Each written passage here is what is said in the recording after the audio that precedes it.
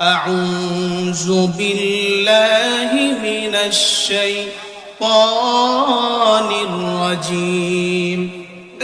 بسم الله الرحمن الرحيم يا أيها الذين آمنوا هل أدلكم على تجارة تنجيكم من عذاب أليم ওখানে আপনারা কেউ বসুন ওদেরকে সরাই দিন تؤمنون بالله ورسوله وتجاهدون في سبيل الله بأموالكم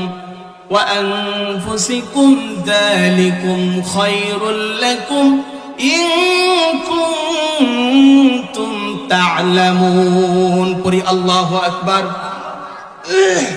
আল্লাহ সুবহানাহু ওয়া তাআলা বলেন আমি ঈমানদারদের সাথে একটা ব্যবসা করতে চাই আমি কি এমন একটা ব্যবসায়ের কথা বলবো না যেই ব্যবসাটা করলে পরে তারা জান্নাত পাবে পড়ি সুবহানাল্লাহ এ সম্পর্কে আল্লাহ তাআলা রব্বুল আলামিন সূরাতুস সফ